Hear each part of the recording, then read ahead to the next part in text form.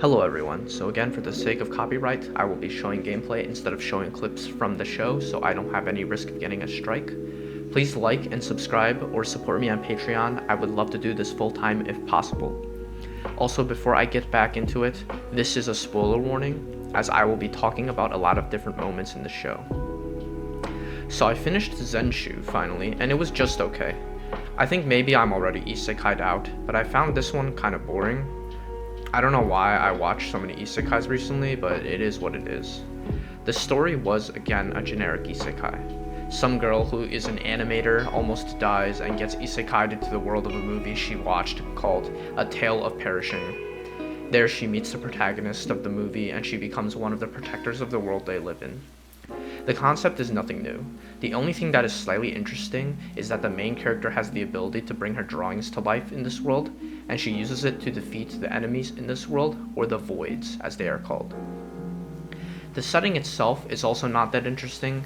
It's your basic isekai medieval town, but this time it takes place in the desert.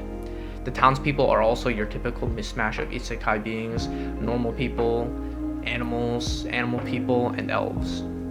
Our main cast is also not that interesting. Luke Braveheart is your standard isekai anime protagonist. The unicorn is annoying and a pain to watch. The elf has like no emotions except for some small parts. And Natsuko, the main character, is just like a quirky girl that was isekai'd. She's not that interesting either, to be honest. The combat is pretty simplistic as well. Your standard hack and slash kind of animation. The part where her drawing desk appears though, that animation does go really crazy. Every single time her power activates when she gets her desk and starts her drawing powers, the animation goes to another level and gets super good all of a sudden. But other than that, the really good animation when Natsuko powers activates, that's about it. This feels like a worse version of Re:Zero though for the rest of it. Like, she knows what the future is going to be. Other than that, she's just a normal person that can only use her powers at specific times and uses it to adapt to the world she's in and help the people around her. The plot for the most part has not been very interesting, and compared to the twists and turns of Re:Zero, this feels very much still like a generic isekai. And also the emotional moments of Re:Zero, there are some great emotional moments in Re:Zero that I feel like are missing in this anime. I do like that it does not take itself too seriously though. Like in episode 3 when a void shows up and she draws like a pro wrestler and they have like a wrestling match, that was a very cute moment. But other than that, that's about it.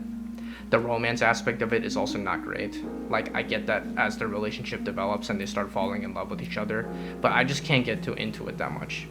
You know, a couple is good when you ship them and are like, yeah, now that's a couple right there. This relationship, I don't really ship that much. All in all, this anime was competent but kind of boring. Like, I got bored writing the script even. The show gets a 5 out of 10.